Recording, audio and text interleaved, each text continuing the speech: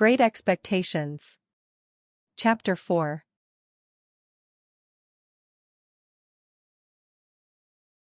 I fully expected to find a constable in the kitchen, waiting to take me up. But not only was there no constable there, but no discovery had yet been made of the robbery.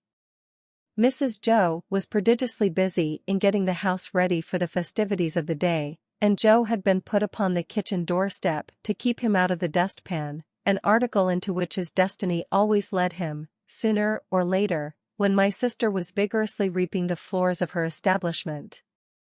"And where the deuce ha you been?" was Mrs. Joe's Christmas salutation, when I and my conscience showed ourselves. I said I had been down to hear the carols. "Ah. Well," observed Mrs. Joe. "You might ha done worse." Not a doubt of that, I thought. Perhaps if I weren't a blacksmith's wife, and, what's the same thing, a slave with her apron never off, I should have been to hear the carols, said Mrs. Joe.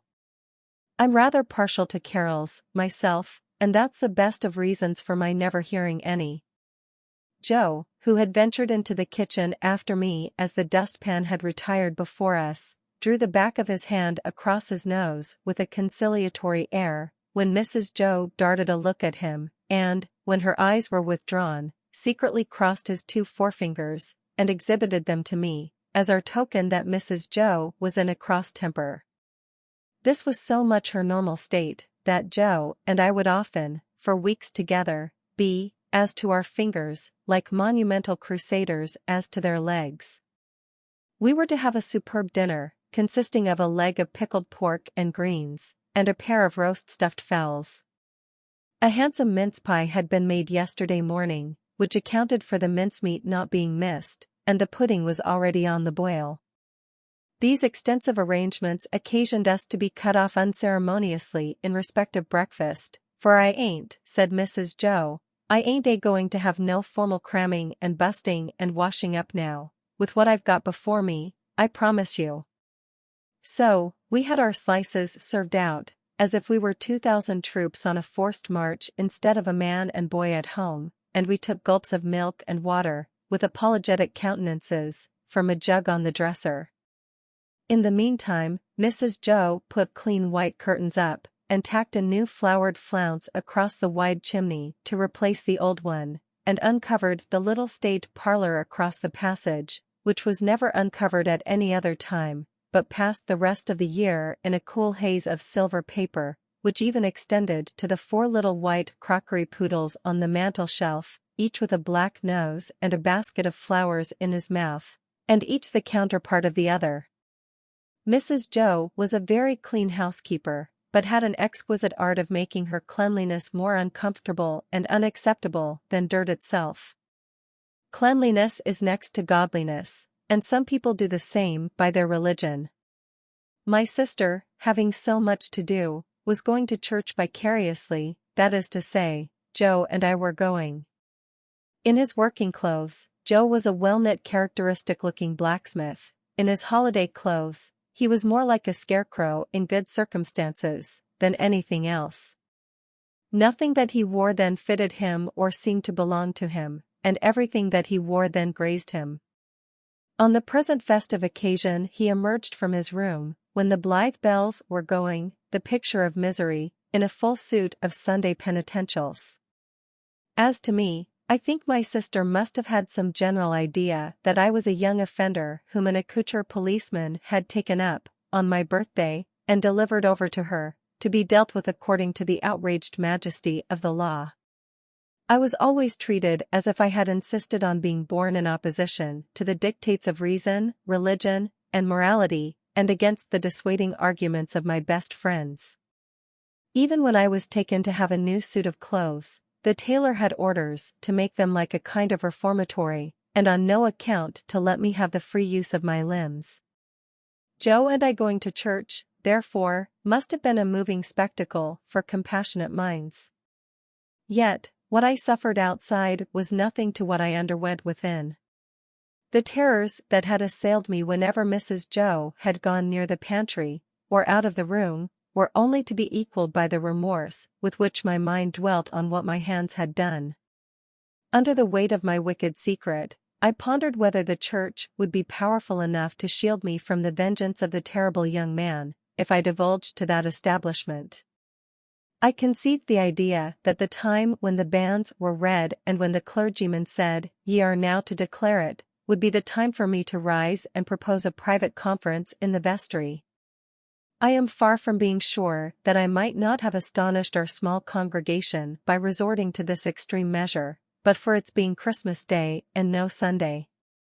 Mr. Wopsle, the clerk at church, was to dine with us, and Mr. Hubble the wheelwright and Mrs. Hubble, and Uncle Pumblechook, Joe's uncle, but Mrs. Joe appropriated him, who was a well-to-do corn chandler in the nearest town, and drove his own chaise cart. The dinner hour was 1:30. When Joe and I got home, we found the table laid, and Mrs. Joe dressed, and the dinner dressing, and the front door unlocked. It never was at any other time, for the company to enter by, and everything most splendid. And still, not a word of the robbery. The time came, without bringing with it any relief to my feelings, and the company came. Mr. Wopsle, united to a Roman nose and a large shining bald forehead, had a deep voice which he was uncommonly proud of. Indeed, it was understood among his acquaintance that if you could only give him his head, he would read the clergyman into fits. He himself confessed that if the church was thrown open, meaning to competition, he would not despair of making his mark in it. The church not being thrown open, he was, as I have said, our clerk. But he punished the amens tremendously, and when he gave out the psalm, always giving the whole verse, he looked all round the congregation first, as much as to say, "You have heard my friend overhead, oblige me with your opinion of this style." I opened the door to the company, making believe that it was a habit of ours to open that door, and I opened it first to Mr. Wopsle, next to Mr. and Mrs. Hubble, and last of all to Uncle Pumblechook. N.B. I was not allowed to call him uncle, under the severest penalties. "Mrs. Joe," said Uncle Pumblechook, a large hard-breathing middle-aged slow man, with a mouth like a fish, dull staring eyes, and sandy hair standing upright on his head, so that he looked as if he had just been all but choked, and had that moment come to, "I have brought you as the compliments of the season. I have brought you, mum, a bottle of sherry wine, and I have brought you, mum, a bottle of port wine." Every Christmas Day he presented himself, as a profound novelty, with exactly the same words, and carrying the 2 bottles like dumbbells. Every Christmas Day, Mrs. Joe replied, as she now replied, "Oh, unseeally Pumblechook. This is kind." Every Christmas Day, he retorted, as he now retorted, "It's no more than your merits. And now are you all bobbish, and how 6 of halfpence, meaning me." We dined on these occasions in the kitchen, and adjourned, for the nuts and oranges and apples, to the parlor, which was a change very like Joe's change from his working clothes to his Sunday dress. My sister was uncommonly lively on the present occasion, and indeed was generally more gracious in the society of Mrs. Hubble than in other company. I remember Mrs. Hubble as a little curly sharp-edged person in sky blue, who held a conventionally juvenile position, because she had married Mr. Hubble, I don't know at what remote period, when she was much younger than he. I remember Mr. Hubble as a tough, high-shouldered, stooping old man, of a sawdusty fragrance, with his legs extraordinarily wide apart, so that in my short days I always saw some miles of open country between them when I met him coming up the lane. Among this good company I should have felt myself, even if I hadn't robbed the pantry, in a false position. Not because I was squeezed in at an acute angle of the tablecloth, with the table in my chest, and the Pumblechookian elbow in my eye, nor because I was not allowed to speak, I didn't want to speak, nor because I was regaled with the scaly tips of the drumsticks of the fowls, and with those obscure corners of pork of which the pig, when living, had had the least reason to be vain. No, I should not have minded that, if they would only have left me alone. But they wouldn't leave me alone. They seemed to think the opportunity lost, if they failed to point the conversation at me, every now and then, and stick the point into me. I might have been an unfortunate little bull in a Spanish arena, I got so smartingly touched up by these moral goads. It began the moment we sat down to dinner.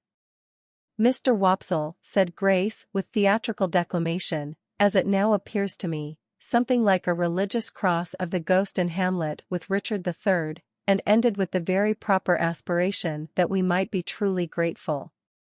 Upon which my sister fixed me with her eye, and said, in a low reproachful voice, "Do you hear that?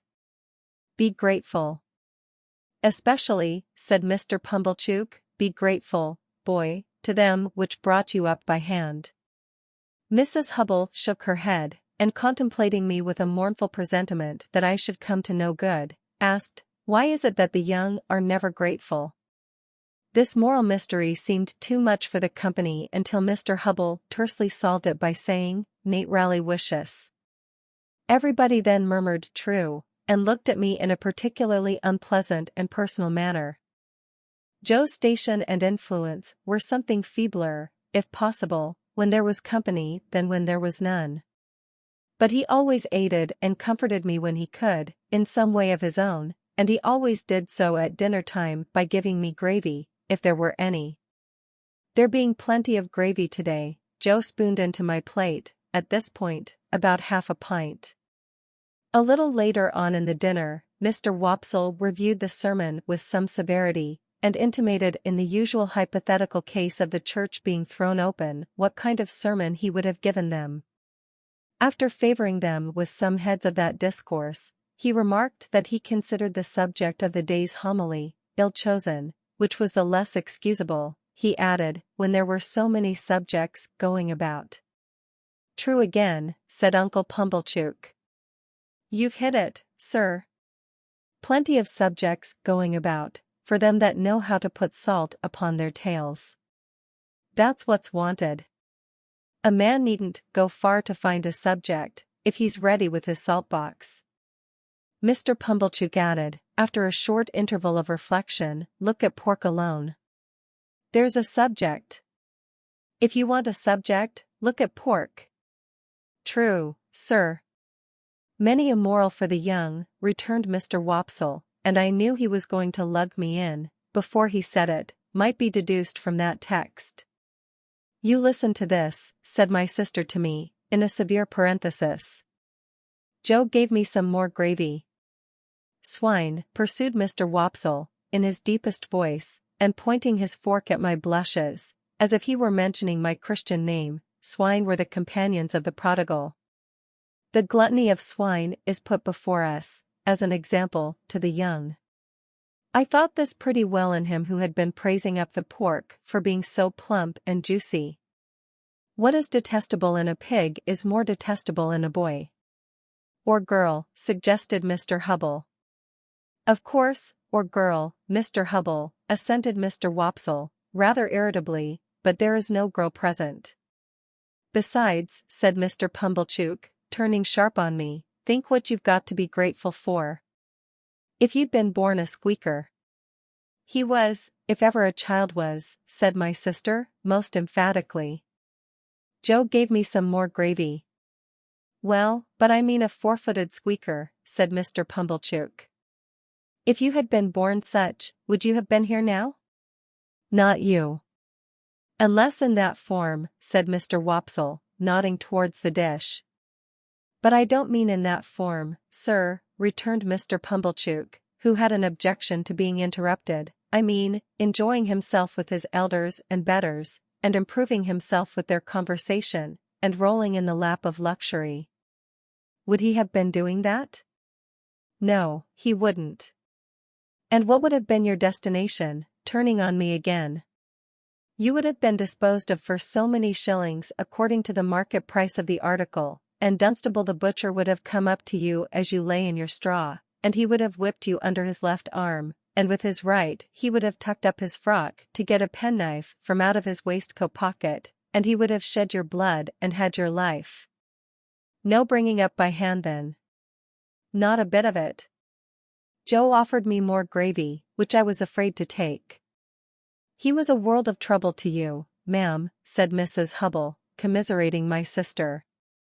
"Trouble?" echoed my sister. "Trouble? and then entered on a fearful catalogue of all the illnesses I had been guilty of, and all the acts of sleeplessness I had committed, and all the high places I had tumbled from, and all the low places I had tumbled into, and all the injuries I had done myself, and all the times she had wished me in my grave, and I had contumaciously refused to go there. I think the Romans must have aggravated one another very much, with their noses. Perhaps, they became the restless people they were, in consequence.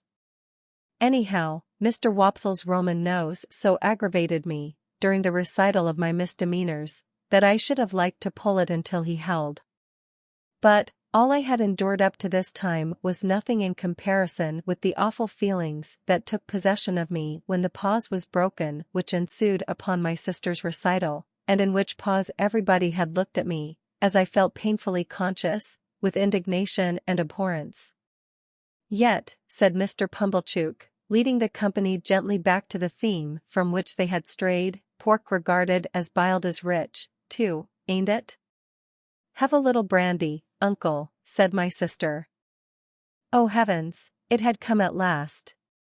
He would find it was weak, he would say it was weak, and I was lost.